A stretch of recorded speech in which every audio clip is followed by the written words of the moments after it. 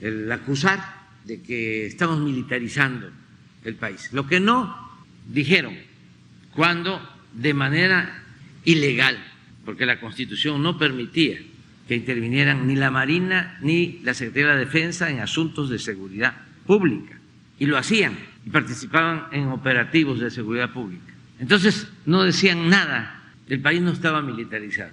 Apenas planteamos, mediante una reforma constitucional, utilizar a las Fuerzas Armadas por su profesionalismo, por el número de elementos, por su honestidad en muchos casos, porque son muy pocos los malos elementos de las Fuerzas Armadas y que además son castigados porque no hay impunidad para nadie. A partir de que decidimos crear la Guardia Nacional para garantizar en Tamaulipas y en todo el país la seguridad, empieza una campaña en contra. Se está militarizando. Es como escuchar a Denise Dresser o a Ciro Gómez Leiva. Lo voy a volver a mencionar, dice que lo menciono mucho, pero es que es representativo. Ni modo. López Dóriga, decir que polarizamos. No, politizamos. No hay propósito de polarizar. El propósito es nada más desenmascarar, porque nos tenían engañados, la prensa no informaba, los medios no informaban, con honrosas excepciones, manipulaban y tampoco había democracia. La fachada era la democracia, pero en realidad era un gobierno oligarca, una presidencia oligarca. ¿Qué es eso? Es un gobierno al servicio de una minoría. La democracia es el gobierno del pueblo. Pues eso no existía. Entonces, tenemos que seguir avanzando porque ahora nos dicen, qué barbaridad, el gobierno de ahora es el gobierno que tiene más homicidios. Sí, pero ¿por qué no pones la lámina de homicidios para que vean cómo nos dejaron del país? Porque esta es una mala herencia en seguridad, pero así nos dejaron salud, y así nos dejaron educación, y así nos dejaron todo. El país estaba en bancarrota, el país estaba inmerso en una decadencia, ni siquiera era una crisis, era una decadencia, y por eso, frente a una decadencia, lo único que debía hacerse era llevar a cabo un proceso de transformación, arrancar de raíz la corrupción, y eso no les ha gustado a los que antes se sentían los dueños de México y son los responsables de la tragedia nacional. Deberían de estar ofreciendo disculpas aquí en Tamaulipas, lo que tú planteabas. ¿Cuántos gobernantes mediocres, ladrones? Por eso celebro que después de años los tamaulipecos, mujeres y hombres, hayan decidido tener un gobernador honesto, íntegro, decente, no malandrín, para decirlo con toda claridad. Pero aquí está, porque ahora todos nuestros adversarios de la derecha dicen, ¿cuántos homicidios? Claro, si sumamos esto, da más que esto, y desde luego que lo de Calderón, sí, nada más que miren cómo nos dejaron acá arriba. Y nos ha costado, porque ¿quiénes crearon las bandas, los cárteles que funcionan en todo el país? Pues estos. ¿Dónde están los cárteles creados por nosotros, tolerados por el gobierno de nosotros? No, se fueron consolidando por la impunidad y por las complicidades. Imagínense si el secretario de Seguridad Pública estaba al servicio del narcotráfico. Era un narcoestado. Nos ha costado mucho esto y esperamos que siga bajando. Este año está bajando poco, y todavía nos queda el año próximo, porque ya también están dando resultados los programas de bienestar, que son la base para poder pacificar al país, el atender a los jóvenes, el que tengan oportunidad de estudio, de trabajo, el que mejoren las condiciones de vida, el que haya bienestar, mejores salarios, empleo. Eso es lo que nos va a permitir vivir en una sociedad mejor y pacífica. Entonces, sí hemos bajado el homicidio, que este es uno de los delitos en donde no hay prácticamente o muy poca cifra negra, porque sí se denuncia y sí se sabe lo que sucede. No es como la extorsión, como el secuestro, robos, que mucha gente no denuncia, pero en este caso sí refleja más la realidad. Yo espero que continúe bajando el homicidio. Claro, hablan ellos de homicidio, ¿no? Pero a ver, pon secuestro, si la tienen. Aquí hemos logrado 61% menos. Pon robo de vehículo o robo en general o delitos del fuero federal global, 50%. Y este también es un delito que se denuncia, donde hay menos cifra negra. Y delitos del fuero federal. Entonces, estamos atendiendo a familiares de desaparecidos, a víctimas en general. Rosa Isela está dedicada a eso, en Gobernación lo mismo.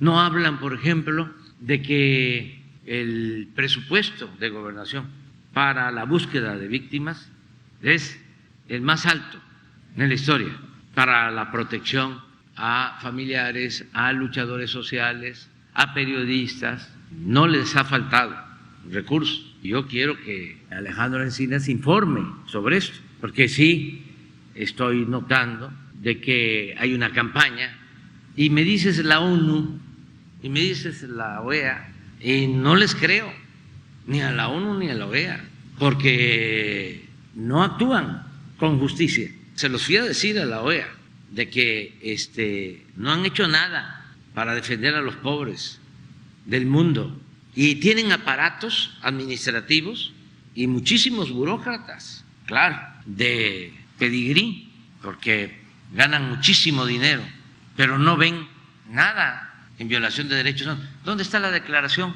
de la ONU en contra de los desaparecidos en la época de García Luna? ¿Qué hacían?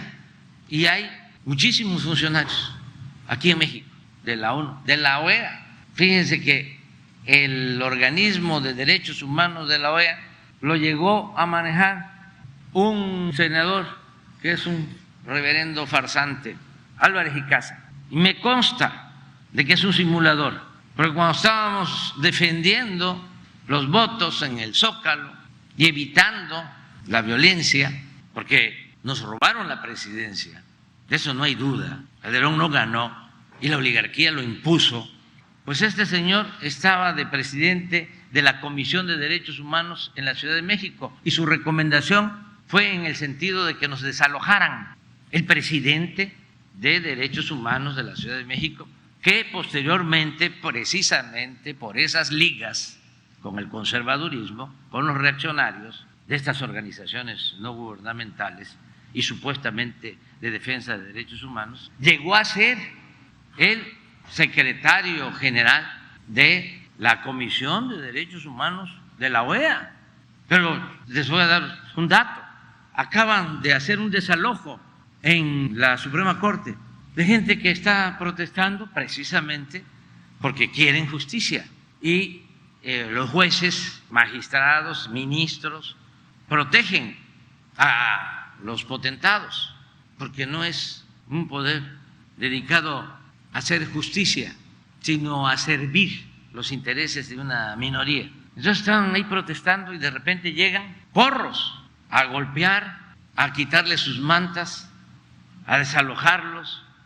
Los papás de los niños, de los bebés que perdieron la vida en la guardería ABC, habían puesto unas cruces, a quitar las cruces. Puede ser que tengas ahí el Twitter que puso este pseudo defensor de derechos humanos, senador independiente.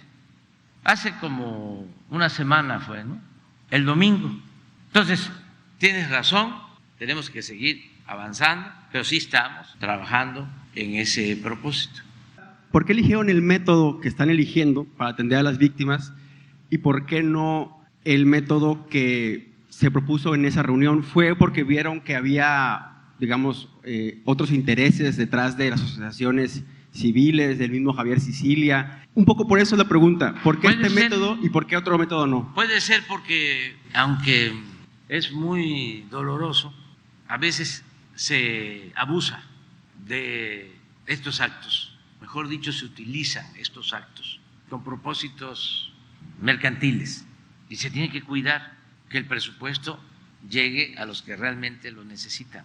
Hay muchos casos, por ejemplo, ahora tenemos un asunto, hago un paréntesis, porque es muy bueno el debate contigo, es muy inteligente de tu parte. Hago un paréntesis para comentar. Ya habíamos llegado a un acuerdo con los trabajadores de Mexicana que fueron despedidos y la mayoría, creo que son como 6,000 trabajadores despedidos, habían aceptado vender su marca, aunque hay procesos judiciales.